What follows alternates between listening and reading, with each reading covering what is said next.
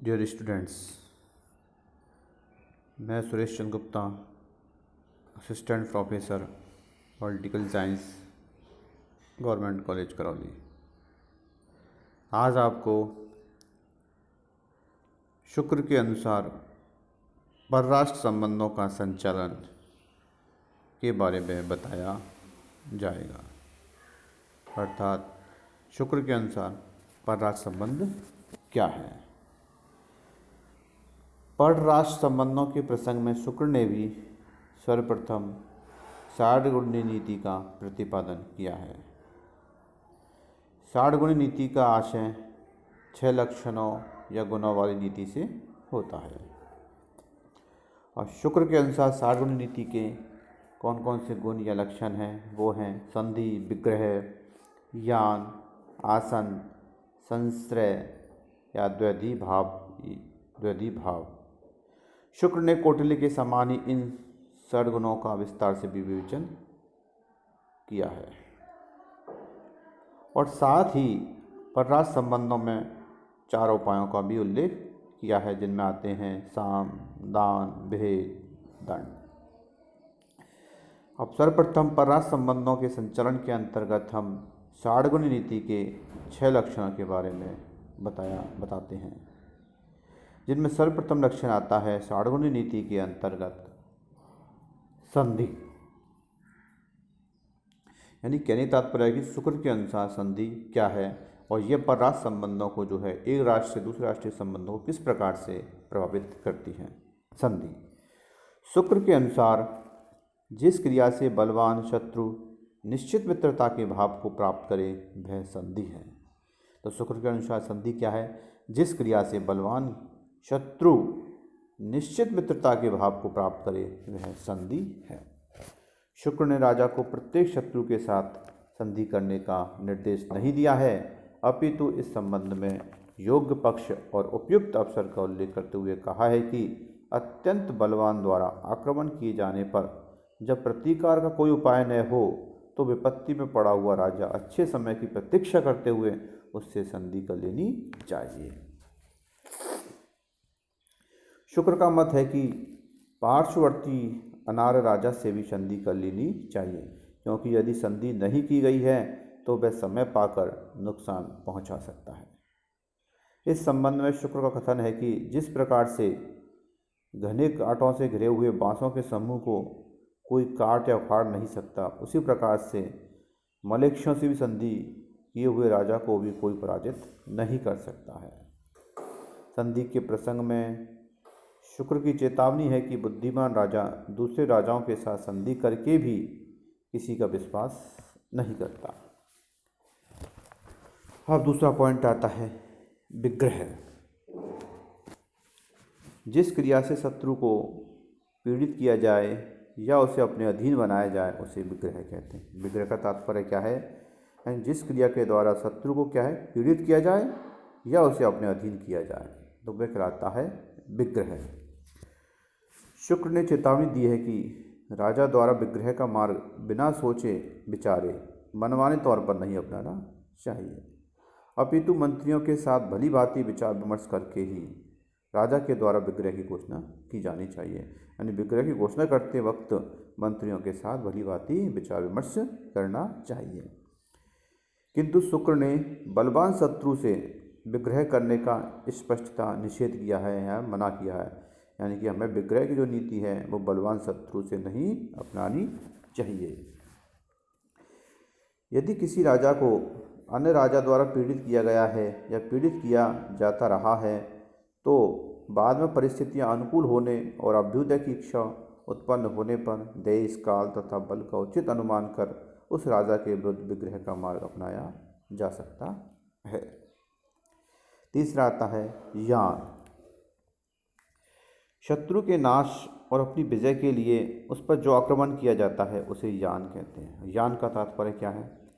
शत्रु के नाश और अपनी विजय के लिए उस पर जो आक्रमण किया जाता है उसे यान कहते हैं। शत्रु को नष्ट करने के लिए और अपनी विजय प्राप्त करने के लिए जो आक्रमण किया जाता है शत्रु के ऊपर उसे कहते हैं यान। जिस शत्रु राजा की सेना और मित्र निर्बल पड़ चुके हों जो किसी दुर्ग में बंद होकर बैठा हो, जो दो शत्रुओं से घिरा हुआ हो या अत्यंत भोग विलास में फंसा हो, जो प्रजा के द्रव्य का अपहरण कर रहा हो, जिसके मंत्री और सेना में फूट पड़ी हो, ऐसे शत्रु के विरुद्ध यान की स्थिति को सफलता के साथ अपनाया जा सकता है। शुक्र नीति में यान के भी 5 भेदों का उल्लेख किया गया है: विग्रह यान, संघाय यान, संभूय यान, प्रसंग यान व उपेक्षा यान। अब अगला आता है आसन। विग्रह की नीति के लिए मानसिक रूप से तैयार रहते हुए उचित अवसर की प्रतीक्षा करने को शुक्र ने आसन की संज्ञा दी है। अब शुक्र के अनुसार आसन क्या है? जब विग्रह की नीति अपनाने के लिए मानसिक रूप से तैयार रहते हुए उचित अवसर की प्रतीक्षा करना, यानी विग्रह की नीति को अपनाते हुए उचित अवसर की प्रतीक्षा करने को शुक्र ने क्या कहा है? आसन की संज्ञा दी है। बस आसन के बारे में शुक्र ने इतना ही कहा है। अगला आता है आश्रय। जिन मित्रों से रक्षित होकर दुर्बल राजा भी बलवान हो जाए, ऐसे किसी शक्तिशाली राजा का आश्रय या शरण लेने की शुक्र नीति में आश्रय कहा गया है। यानी जिन मित्रों से रक्षित होकर, अगर मान लो अपने किसी से मित्रता करिए तो दुर्बल राजा भी क्या हो जाता है? बलवान हो जाता है। ऐसे किसी शक्तिशाली राजा का आश्रय या शरण लेने को ही आश्रय लेना चाहिए ऐसे शक्तिशाली राजा का, तो उसे शुक्र ने क्या कहा है? आश्रय कहा है। इसमें यह भाव निहित है कि आश्रय शत्रु की तुलना में अधिक बलवान राजा का ही लिया जाना चाहिए। यानी आश्रय जो होता है शत्रु की तुलना में अधिक बलवान राजा का लिया जाना चाहिए, ये दुर्बल राजा से कोई मतलब नहीं है, तभी अपन अपनी विजय प्राप्त कर सकते हैं। अगला आता है द्वैधी भाव। द्वैधी भाव का आशय है सेना को विभक्त करके, यानी विभक्त कर दो 2 भागों में, शत्रु और मित्र दोनों के स्थानों पर उसे नियुक्त करना। द्वैधी भाव का तात्पर्य क्या है? सेना को क्या है? विभक्त कर देना है, यानी सेना को अलग अलग टुकड़ियों में बांट देना है। शत्रु और मित्र दोनों के स्थानों पर उसे नियुक्त करना है, शत्रु के स्थान पर भी और मित्र, उन दोनों जगह सेना को नियुक्त कर देना है। ये शुक्र के अनुसार क्या है? द्वैधी भाव है।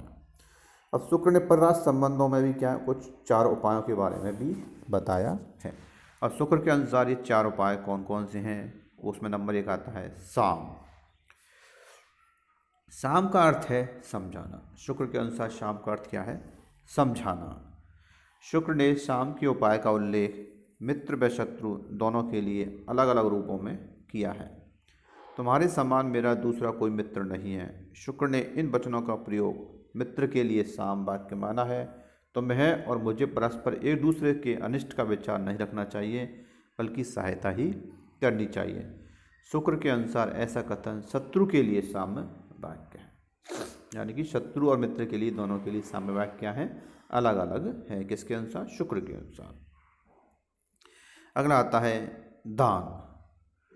कुछ देकर या देने का वचन देकर संतुष्ट करना ही दान है। यानी कुछ दे दो या कोई वचन दे दो कि हाँ हम आपको दे देंगे, तो वचन देकर भी संतुष्ट करना भी क्या है? दान है शुक्र के अनुसार। इसे भी मित्र और शत्रु के लिए अलग अलग रूपों में अपनाया जाता है। जीवन सहित मेरी सभी वस्तुएं तुम्हारी हैं। राजा के द्वारा मित्र के प्रति इन वचनों का प्रयोग किया जा सकता है। प्रबल शत्रु को वर्ष में थोड़ा थोड़ा सा कर या छोटा सा कोई ग्राम देकर या योग्यता अनुसार कुछ देकर संतुष्ट करना ही शुक्र ने शत्रु के लिए दान का उदाहरण माना है। भेद। अगला आता है भेद। भेद और दंड का प्रयोग समान शत्रु के लिए उचित माना गया है। भेद के उपाय को भी शत्रु एवं मित्र के लिए अलग अलग रूपों में अपनाने का निर्देश दिया है। मित्र के सामने अन्य मित्रों के गुणों की प्रशंसा करना शुक्र ने मित्र के लिए भेद नीति का उदाहरण बताया है। शत्रु के संपूर्ण साधनों को हीन बता देना, शत्रु से अधिक बलशाली का आश्रय लेना एवं शत्रु से हीन बल वाले को प्रबल बना देना, इन सब को शुक्र ने शत्रु के प्रति भेद नीति अपनाना कहा है। भेद का एक अन्य मार्ग है शत्रु राज्य की प्रजा में भेद उत्पन्न कर उसकी एकता को नष्ट करना है। अगला आता है दंड। शुक्र ने दंड नीति को भी मित्र और शत्रु के प्रति अलग अलग रूपों में अपनाने का निर्देश दिया है। यानी कि दंड को भी मित्र देश के प्रति और शत्रु देश के प्रति अलग अलग रूपों में अपनाने का निर्देश दिया है। तुम यदि ऐसे हो तो मैं तुम्हारे साथ मित्रता नहीं रखूँगा। इन वचनों का प्रयोग शुक्र के मत में मित्र के लिए दंड वाक्य। मित्र के लिए दंड वाक्य क्या है? तुम यदि ऐसे हो तो मैं तुम्हारे साथ मित्रता नहीं रखूँगा। और शत्रु के प्रति दंड नीति को अपनाते हुए उसे सभी प्रकार की क्या है, पीड़ा पहुंचाई जा सकती है। सभी प्रकार की पीड़ा पहुंचा दो शत्रु के लिए, तो दंड नीति शुक्र के अनुसार यही है। डाकुओं से शत्रु को पीड़ा पहुंचाना, शत्रु के धन धान्य को छीन कर देना, सेना के प्रयोग तथा उग्र नीतियों को अपनाकर शत्रु को डराना, इस प्रकार के कुछ अन्य उपाय हैं। इस प्रकार शुक्र परराष्ट्र संबंधों के संचालन में षाड्गुणी नीति, जिसके 6 गुण हैं, संधि, विग्रह, यान, आसन, आश्रय और द्वैधी भाव, और साथ में ही 4 उपाय साम, दान, भेद एवं दंड का उल्लेख करता है। Thank you.